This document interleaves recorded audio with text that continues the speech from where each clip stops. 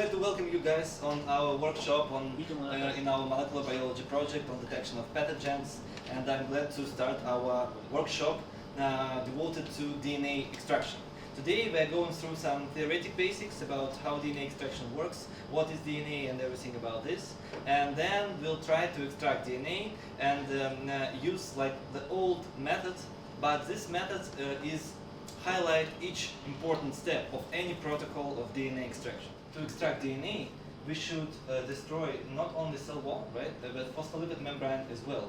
If we want to extract DNA from bacteria, and if we want to extract DNA from eukaryotic cells, from plants or animals, we want to destroy one more membrane. But we will talk about that later. Okay, let's discuss what's inside bacterial cell. What we have inside, under the membrane. So, all information about all proteins and structures in the cell contained in DNA. So, we have DNA inside the cell, obviously, we should have. In bacterial cell, we don't have so much chromosomes. They usually have one circle chromosome located in this.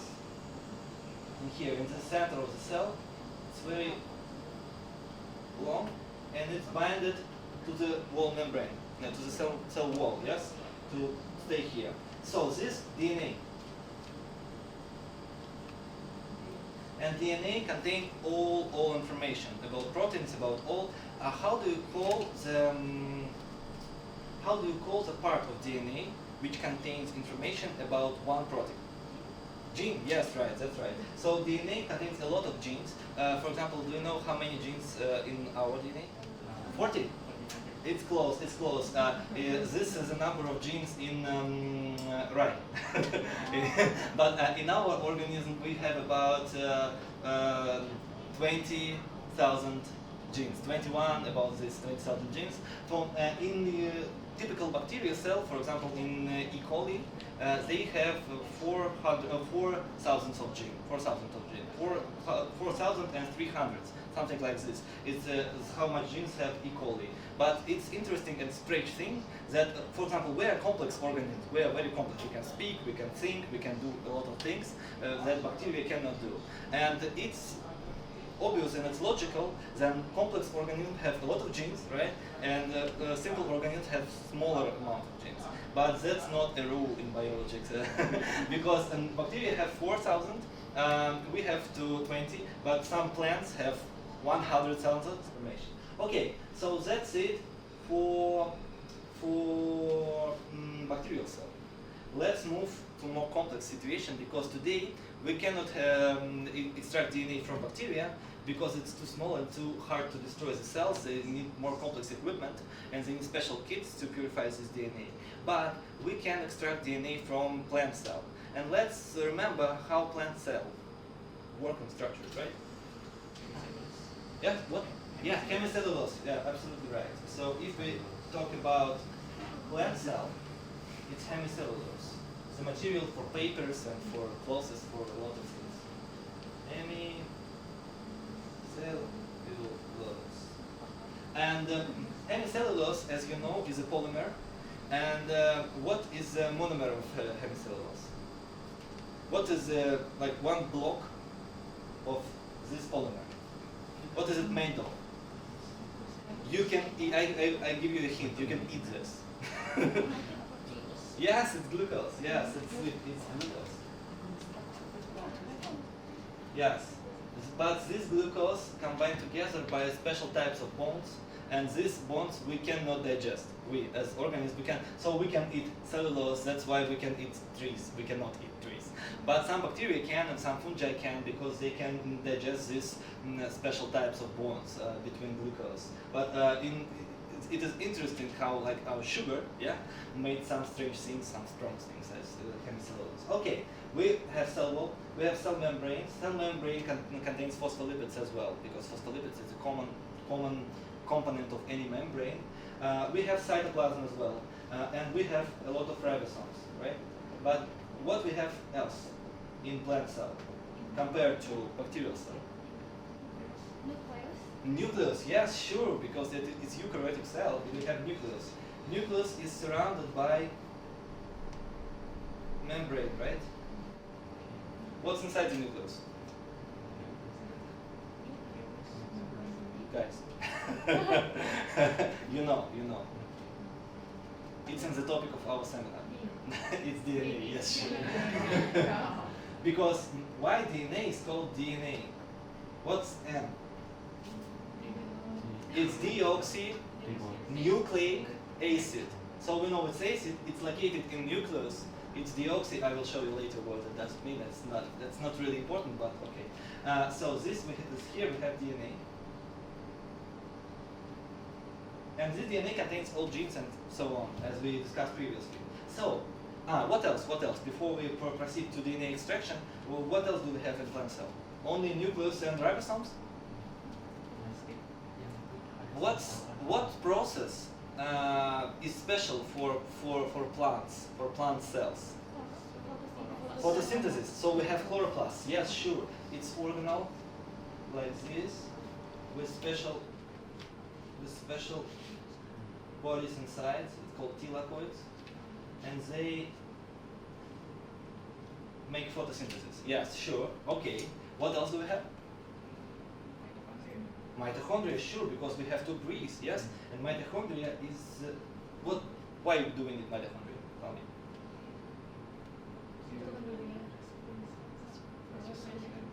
Yeah. In mitochondria occur the last step of cell breathing, yeah?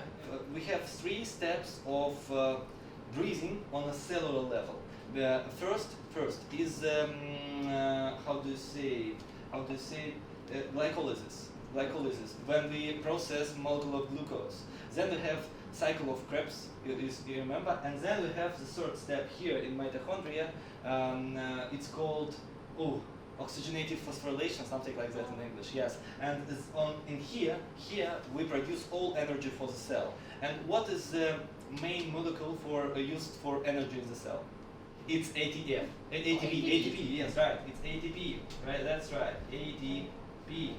Yes, and that's the most important molecule because this is like energy equivalent for all processes in the cell. Okay, so we covered all. Oh no, we forget one thing. What else we have inside the cell? Endoplasmatic reticulum. That's right. I will not. It's difficult to draw it because it's a lot of compartments like this inside the cell. But we have endoplasmatic reticulum as well. And what else do we have? From endoplasmatic reticulum, we have some bodies which goes to Golgi complex. You remember? This is the organelle which process proteins after synthesis. Yes? This is very important organelle, Golgi complex. And we have one more thing, it's skeleton, cytoskeleton. The bacteria don't have cytoskeleton, but plant cell and animal cell have cytoskeleton, and it's combined of microtubes. You remember that microtubes are tubes which go through the whole cell, and they need for transportation for it's like roads inside the cell. If you want to transport mitochondria, you transport it through these lines, like rails or something like that. There are special motor proteins which transport big organisms through using these lines. Okay, so we covered the structure. Then we want to extract DNA, right? What do we want to destroy first? This should be here, yeah? We want it outside, in solution. We should destroy cell wall, right? We should destroy cell membrane, and we should destroy membrane of nucleus, right? And moreover, if we want to extract pure DNA, we have to remember that DNA in the nucleus not alone. It's packed with a lot of proteins called histones. You remember? So it's packed like this. This is DNA, and here we have a lot of proteins like histones. And if we will extract DNA, we will extract them as well. That's why a lot of protocols include purification from these proteins, because we want to have pure DNA. These proteins are binded to DNA by electrical interactions. So DNA is acid, right? And in solution it has negative charge. But these proteins on the surface have positive charge. So they bind to the DNA in special locations, And to get rid of these proteins, we have to change conditions a little bit and replace this. I will tell about this later. So, okay, we know about the DNA, how it's packed, and we know what we want to destroy. Let's proceed to the protocol, how we will do this. First of all, we will destroy cell walls and cells as well. We have strawberry, and this is very important because strawberry is soft. Yes, so it's easy to destroy cells and cell walls, and for this purpose we will use stick. And after that, we have a lot of nucleus in solution, and we have to destroy this membrane. For what we use to destroy membrane and how we do this. You can show on the table what we will use to destroy membrane of nucleus. You can see. You can guess? No, it's not salt. Yes, it's soap. It's soap. It's detergent. So we should destroy nucleus membrane. Why soap destroy nucleus membrane? Because membrane consists of phospholipids, remember, right? And phospholipids in solution makes bilayer. Yeah, this layer of two layers of phospholipids. So phospholipids have two parts. This is hydrophilic part, it's charged, so it likes interact with water. Yes, and this is hydrophobic part, and it's uncharged and it likes to interact with each other. So this is the optimal structure for phospholipids in solution. But soap has different structure. Soap usually has only one tail like this. It's this molecule of soap like this. And in solution, it becomes spherical. It's called micelles. Well, because this is charged, this is uncharged, right? So when we add these micelles to the membranes, these micelles integrate in the membrane, and the membrane can integrate here. So it takes away these phospholipids and grab it to micelles and wash away. That's how we destroy using detergent any membrane, and that's that way we use it in any preparation when we want to destroy cells. Okay, I understand. We destroyed membrane. So now we have DNA in solution, but DNA is still combined with proteins, and we want to as simply as possible replace proteins by something else. As we know, proteins bind to the DNA by charge, by electrical interactions. So we have here table salt. We'll add salt, and salt, as you remember, it's natrium chloride, right? And its parts fall into two parts: natrium plus and chloride minus. And natrium ions has the same charge as proteins, and they will displace it. But these natrium ions make a salt of DNA, and this is not brings any impurity. It's not bad for any further preparation. So we can replace these proteins with salt, and it's okay. So it will be more clean DNA. It will not, of course, it will not replace all proteins. Usually in protocols they use special another proteins to cut all proteins and stay and leave DNA. It's called proteinase, like proteinase K or something like this. It's very aggressive things, like digestive proteins in our stomachs. Okay, so this is the third, replace proteins. After that, we have clean DNA in solution. We should separate it from solution and leave anything in solution. What we add to separate DNA? Yes, it's alcohol. We can use isopropyl alcohol, but today we will use just regular ethanol because it works as well. And it should be, remember, it should be ice cold. Cold alcohol sediment DNA much better than just warm alcohol. So okay, sediment DNA, but it's not be on the bottom because DNA is lighter. It has lower density than water in solution, so it goes up, not down.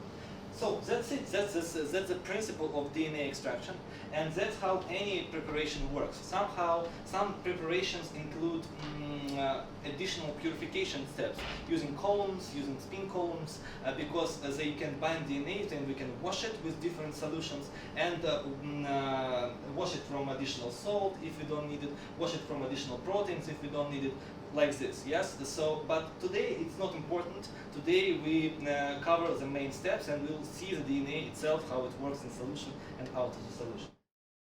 the end of any experiment is washing dishes, you know?